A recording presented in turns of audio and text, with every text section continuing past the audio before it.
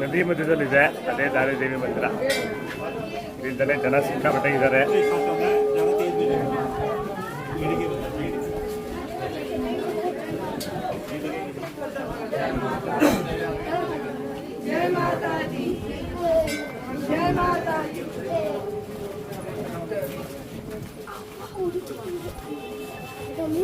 ತುಂಬ ಜನ ಏನೋ ಇದ್ದಾರೆ.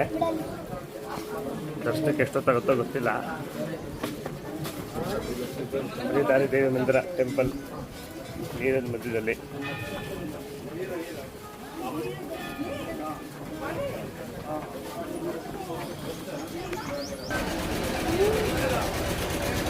ಇಲ್ಲೊಂದು ಹಾಗೆ ಬ್ರಿಡ್ಜ್ ಕೂಡ ಇದೆ, ಹ್ಯಾಂಗಿಂಗ್ ಬ್ರಿಡ್ಜು. ಚೆನ್ನಾಗಿದೆ ಟೆಂಪಲ್. ಇಲ್ಲಿಂದ ನೀವು नास्ति मातृ समो गुरु, माता के समान कोई गुरु नहीं है.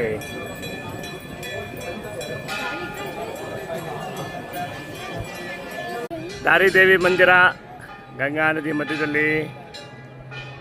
ಅದೇ ಹೋಗೋದಕ್ಕೆ ಮಾರ್ಗ, ಅದು ಬೆಟ್ಟದ ಮೇಲಿಂದ ಇಳಿಯೋದಕ್ಕೆ ಮಾರ್ಗ. ಮೇಲಿಂದ ಇಳಿದು ಸುಮಾರು ಒಂದು ಅರ್ಧ ಕಿಲೋಮೀಟ್ರ್ ಇಳಿಬೇಕು. ಇಳಿದು ಬಂದರೆ ನೀರು ಮಧ್ಯದಲ್ಲಿ, ನದಿ ಮಧ್ಯದಲ್ಲಿ ದಾರಿದೇವಿ. ಅದು ಪಕ್ಕದಲ್ಲೇ ಒಂದು ಬ್ರಿಡ್ಜ್ ಇದೆ. ಆ ಬ್ರಿಡ್ಜ್ ಮೇಲೆ ಇವಾಗ ಹತ್ತಿದ್ದೀವಿ ನಾವು.